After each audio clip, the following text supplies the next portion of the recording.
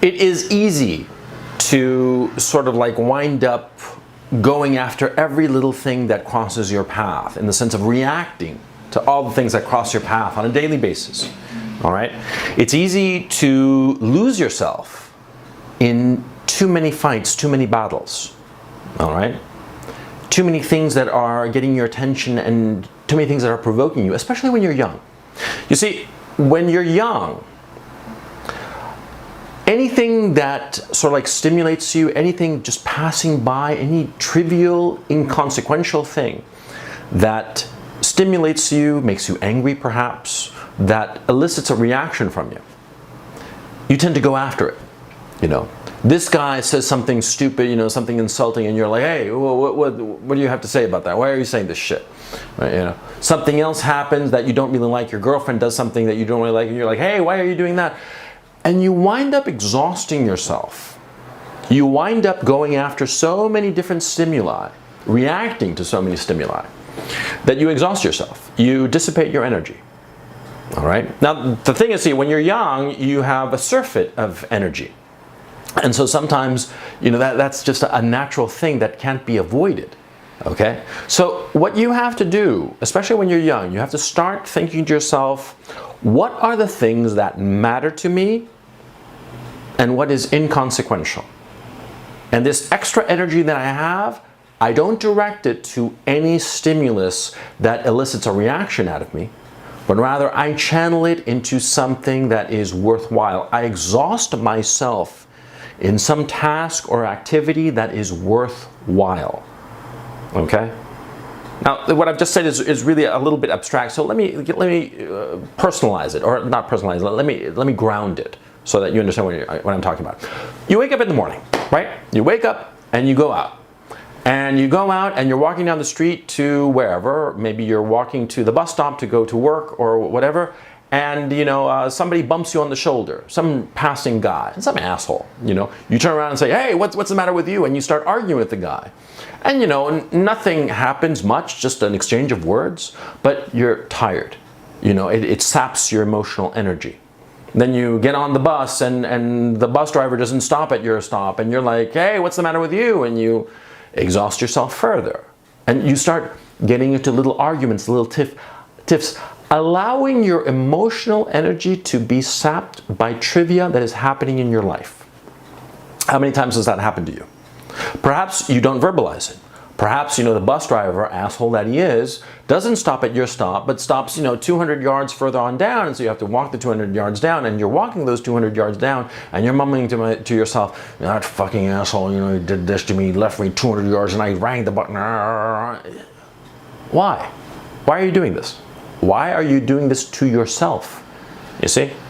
Because when you engage with any stimulus that crosses your path, you are automatically investing emotional energy into that thing, whatever it may happen to be, okay? That emotional energy, well, it is finite, and you need to use that emotional energy for things that are truly important, okay? Truly important things like developing yourself, developing your career, your education, getting ahead in life. That is important, okay? You have to pick your fights. You have to pick your battles. You have to pick and choose what things you're going to invest emotional capital in, okay? Emotional energy in. Now, one of the things that you should never invest emotional energy in is women. And I'll explain why. Because there is always a woman around. Always. All right? And you invest emotional energy and you know, you're up, you're down, this and that, and you become like an emotional yo-yo over this woman or a bunch of women. It doesn't matter. Okay? It doesn't matter how many women you have in your life. If you can have 0 or 1,000. Okay? But if you allow yourself to be emotionally invested in your relationships with women, you're going to go up and down and you're going to be exhausted. Don't do that. Pick your battles. Okay? Now, something happened on the YouTube. There's this YouTuber. I'm gonna do a quick video about it after I'm finished with this video. But there's this YouTuber, Crown T, fucking idiot, and he did like this whole video attacking the alt-right. Okay? He is investing a whole truckload of energy into that particular battle. And he hasn't stopped to think, why is he doing this? What advantage will he gain by supposedly winning in this battle? You see? Because that's the other thing about picking your battles. When you decide on a battle, you have to ask yourself, what am I going to get out of this if I win? What will I lose if this battle doesn't go my way? You see? For instance, for example, you're at your job and your boss suggests that you do something this way. Okay? And you say, well, if I did it this way, you think to yourself, if I did it this way, it would be better. It would be better for me or better for the company or just better. Okay? Now, you have to ask yourself, is it worth having the argument with your boss? See, if it's trivial, if the boss says, just put the paperclip on the right side instead of the left side, okay, why? Fine. It's trivial, right? If it's major, if the boss is like, oh, we should pursue this business, and you're like, no, maybe this business would be better. Well, you see, you have to pick your battle because you have a finite number of fights in you. Just like a prize fighter. See, in boxing, most fighters know how many fights they've got in them. Okay? Major fights, that is. Because in boxing, you'll find out about this probably if you don't know about boxing, but in boxing, most of the fights are just, filler. But in a fighter's life and a boxer's life, he's going to have a few fights that are really going to demand his all of them. Because most of the time, a fighter is either fighting somebody whom he outclasses or who outclasses him, right? But there are some fights where he's going to be up against somebody of his equal level. It doesn't matter how high or low, but it's going to be his equal level. And that fight is really going to drain him, okay? And that is the fight that he's going to put his all. And whoever wins that fight, well, he's going to take a step up, okay? Those are the crucial fights. And a fighter has a finite number of fights in him. He's got, maybe 6 or 7 of those key fights in him where he has to lay it all out there. Just put it all out, okay? You have to be thinking the same thing. You have to be thinking that in any given situation, with any given set of people, you have a finite number of fights in you. When I was young, I used to fight over every little fucking thing.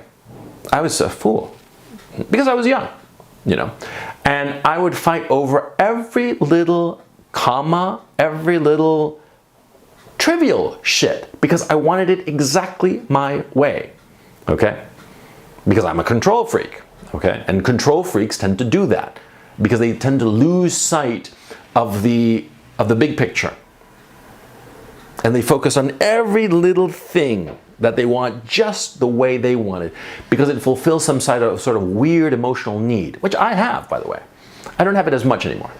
I've grown out of it. And on the other hand, I've disciplined myself to know that some things are not very important, okay?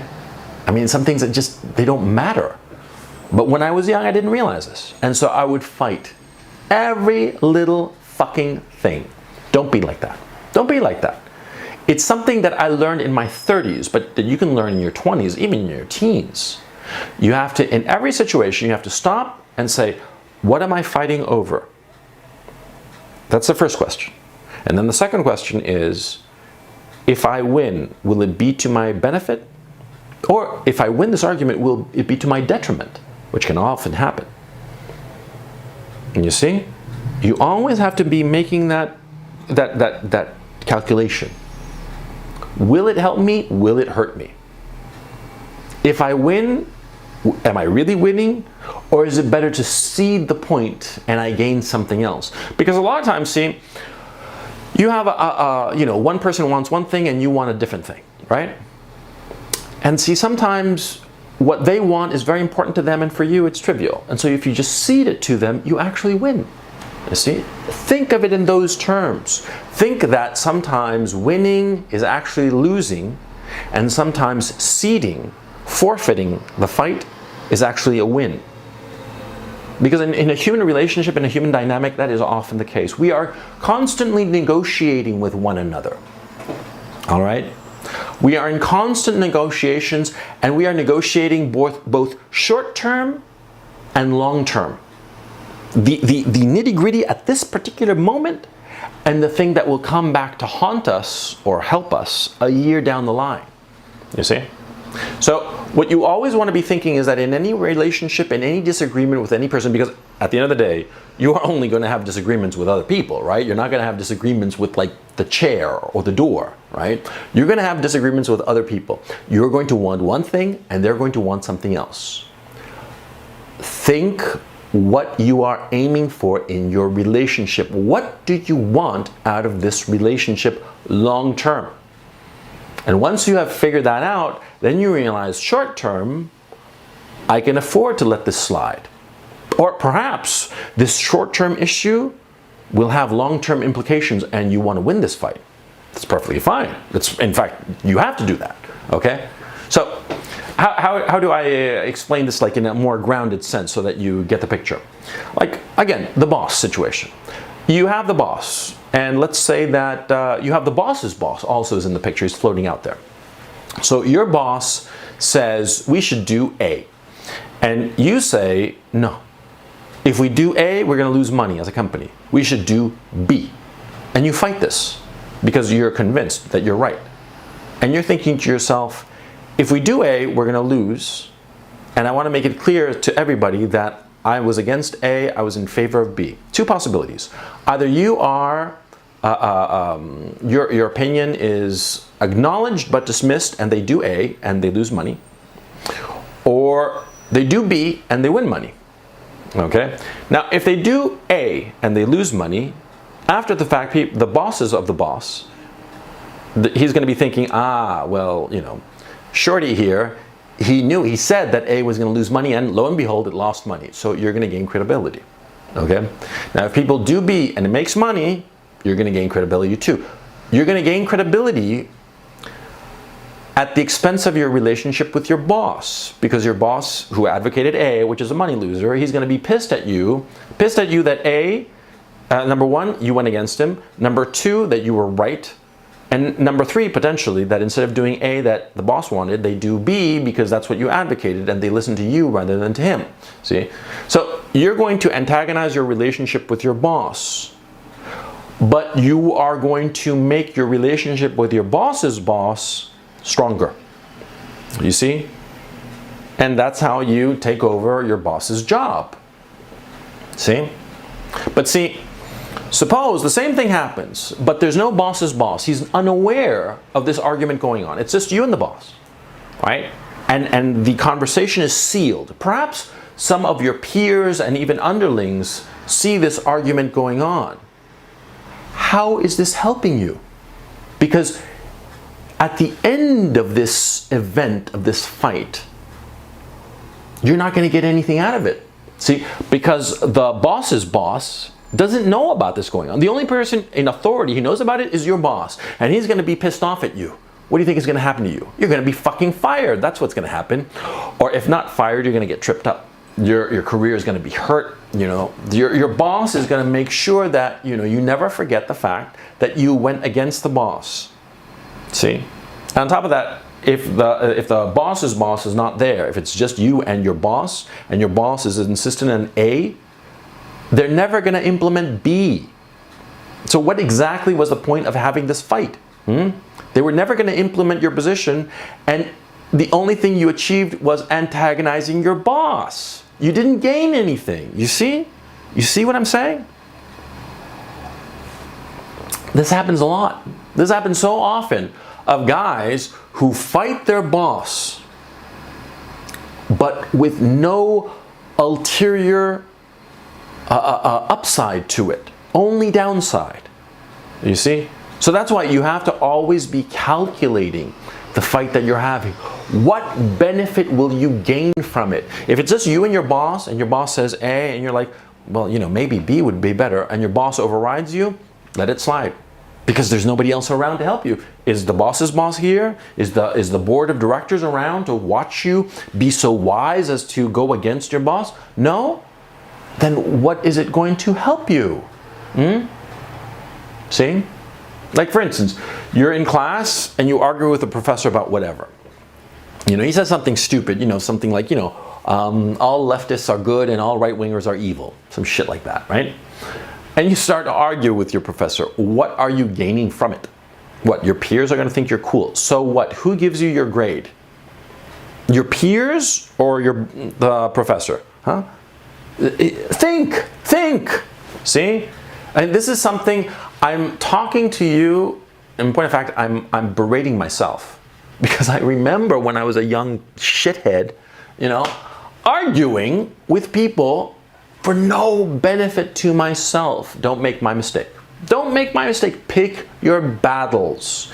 Pick your battles, and in any battle, in any engagement, know exactly how you are going to win. If you can't figure out how you're going to win, don't engage. Don't get in the fight. Don't do it. Step back. Just say, This Kraut guy, for instance, I'm going to do a video about him, like I said before. I'm just itching to do it. But anyway, this Kraut guy, he's picking a fight with the alt-right, with the 4chan alt-righters, okay? The big, you know, autistic savants, you know, weaponize autism, those guys, right? He's picking a fight for what purpose? What is he going to gain? Nothing. See? That's why he's a fucking idiot. Because he's got nothing to gain. See? If he had something to gain, well, okay. But what? He's going to fight with the alt-right. And just say for the sake of argument that he's actually correct. What? So he antagonizes all of 4chan. How is that helpful? And the other possibility, of course, which is actually what's happening, is that he makes a fool of himself.